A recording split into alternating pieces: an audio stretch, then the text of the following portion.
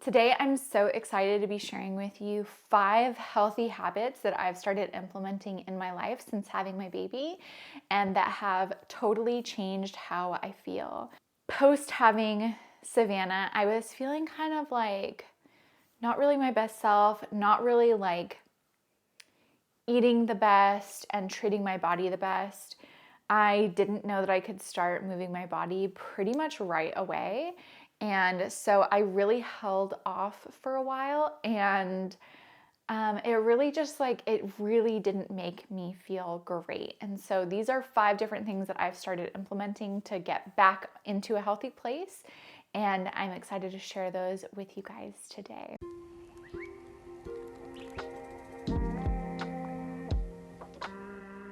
The first one is that I stopped having coconut milk lattes twice a day. So I really started this like slow progression into having Americanos and or having what a lot of people call a high-fat coffee, which is basically an Americano that you add a tablespoon or so of collagen powder and about a tablespoon of MCT oil. And you put that on a blender. It makes it really foamy and frothy and like kind of gives it like a creaminess. It's really good. So I started off with just having one coconut milk latte a day and having the other one be an Americano, preferably my first one, because I kind of liked having the latte as like a dessert drink, kind of like my reward for having the first one not be with coconut milk. And then I slowly progressed into having 2 high-fat coffees, then having 1 Americano and 1 high-fat coffee. And now sometimes I'll just have 1 high-fat coffee and 1 Americano, or I'll have 2 Americanos. Sometimes those are iced, sometimes they're not. It doesn't really matter which way you do it. It's just helping continue on a fast for a little bit longer in the morning versus having milk in your coffee or having sugar in your coffee will start your digestive system working. And for me, I've learned so much about fasting and so much about the benefits of fasting. And right now my goal isn't necessarily like I want to be my pre-baby self, because my pre-baby self was like, she's fit. I was at my absolute fittest before getting pregnant with Savannah. So I'm not necessarily like aiming to get there. I just want to aim to get healthier, to feel better, to have more of a balance than sitting on my butt all day breastfeeding and having a sleepy baby on me. I'm just kind of trying to get that like feeling of moving my body and feeling energetic and feeling like myself. And we'll get to everything else later on, I'm sure. But for now, like this is just the place that I'm at. I'm just trying to feel good.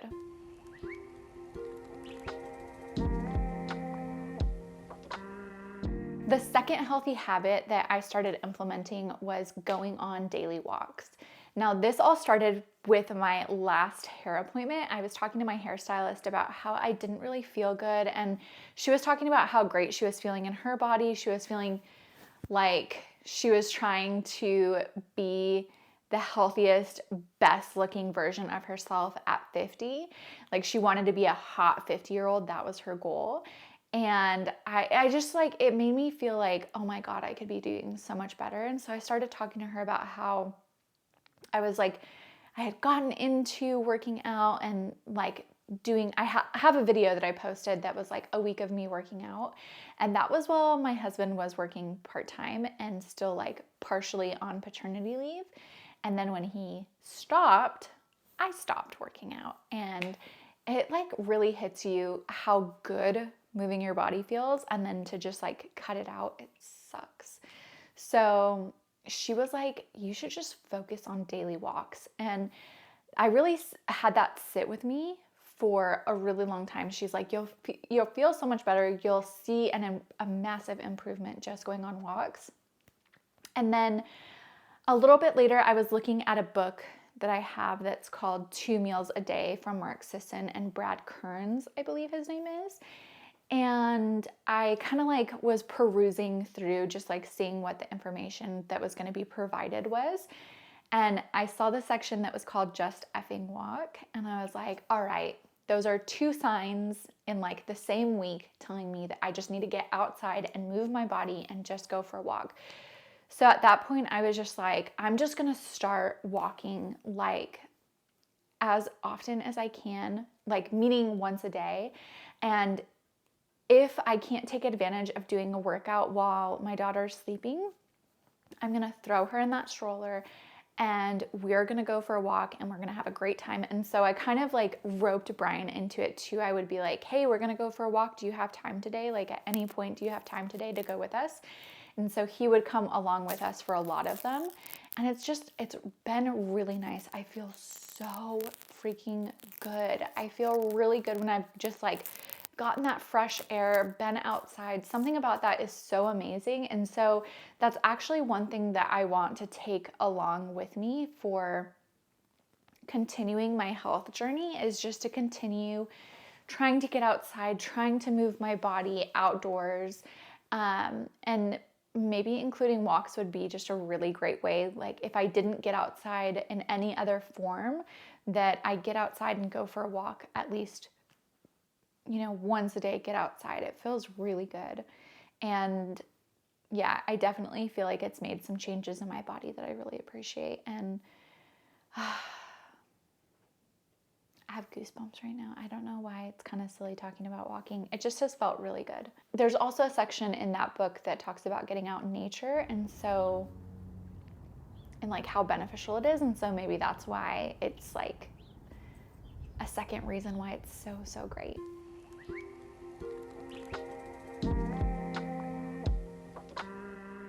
The third thing that I have been doing is tracking my fasting window.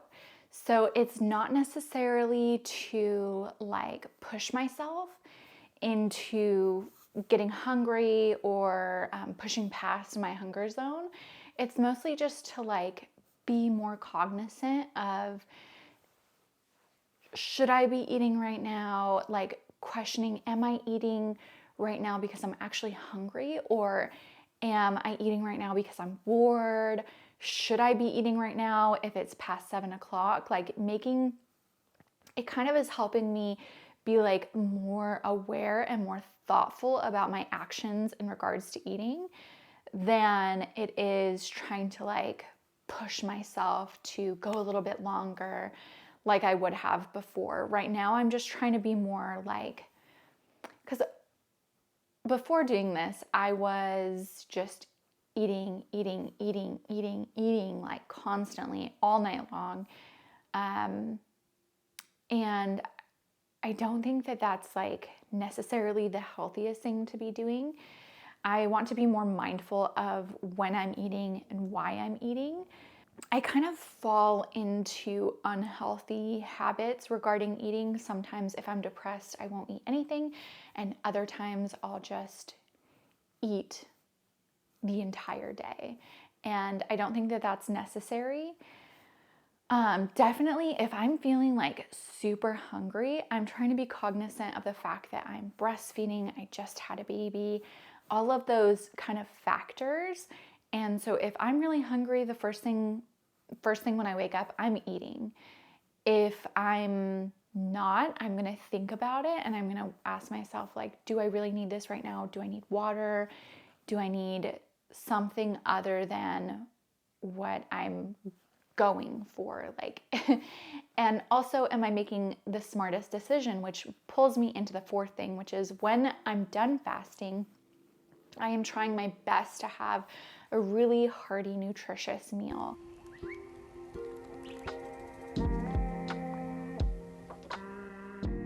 So something preferably with meat or eggs or some combination of the two. I'm really trying to keep it protein heavy the first meal. That way I make smarter, healthier decisions throughout the rest of the day. And it definitely helps me feel better throughout the entire day. I'm pretty sure that was 5, but I want to share a couple other things that I've been doing. So some kind of like bonus things. I have been slowly cutting out carbs.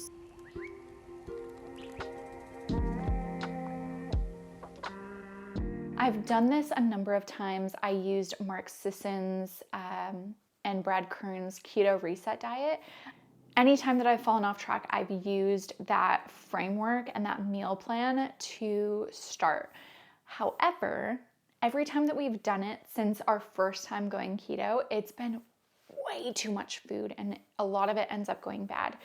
So I'm kind of considering like maybe doing that again, but for the most part, honestly, we've just kind of been winging it and cutting out a lot of the carbs. Now, some nights when Brian's gonna make dinner, I'll be like, hey, I think rice sounds really good, or like a sweet potato sounds really good with whatever we're having. But I'd say that's like really a good place to be, to just be like sometimes adding it in and not constantly like eating carbs, which is what we're doing. We're like breakfast, lunch, and dinner and snacks and all that stuff. So I'm feeling really good about the direction we're going. And I think after having done that meal plan so many times, I think we've done it like 3 or 4 times at this point. It's a really helpful like knowledge point to just be like, I know what I'm doing. To have that knowledge in the back of your head to be able to make smarter, it helps in making smarter decisions. Hopefully that's helpful. I think that book is awesome. And if you're starting from a place of like, I want to switch my lifestyle around and I don't know where to begin, I love it. It made me feel super good after doing it. It made the transition into being keto so smooth, so easy. I didn't experience any keto flu the first time that I transitioned into being keto. I don't know that I'm quite at the point where I'm ready to step into the realm of like being keto or going back to being carnivore. Like, I just don't know that I'm ready for that kind of push. I know that I felt awesome being carnivore. I freaking know it. Like, Brian and I were in the hot tub the other night talking about whether or not we should try to go carnivore. I think if we do try, we might do like kind of like a slow progression into it, maybe like 3 nights a week or something like that. But I don't think we're there right now. I think we're just trying to like survive and get through this moment in our life the best way possible with like the best kind of balance that we can have of being healthy and treating our bodies well, but also acknowledging the point and like the stage in our life that we are where we're raising a brand new baby and it's a lot of work with not a lot of sleep. Which leads me into the next thing. I have been super protective of my sleep.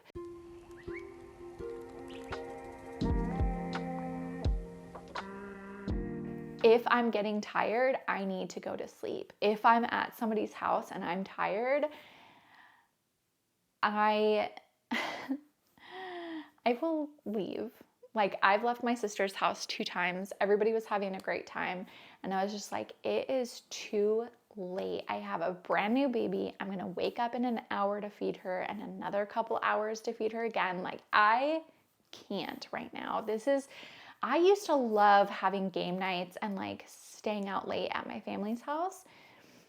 And I would sacrifice my sleep like on the weekend for those moments and those memories. Everybody knows that I used to go to bed pretty early and that I would get pretty tired earlier on, but now I feel like extra protective over that sleep time. It's really important. If you read any paleo book, any like lifestyle changing book, they're going to recommend getting enough sleep and being really protective of that sleep. And I feel like I'm in that moment now where it's like, I get it. I understand it. I need it more than ever. I'm so tired. So I think that's like one of the biggest things that I've started kind of implementing in my life. And I'd like to start a sleep routine. So moving forward from this video, I'm kind of interested in doing like videos on everything that I'm doing to get back into a healthy place. If you're interested, please comment down below and let me know so that I can start making those videos for you guys. And I hope you liked this, hope you enjoyed. And I hope that you're living your best life. I'll see you guys next time. Bye.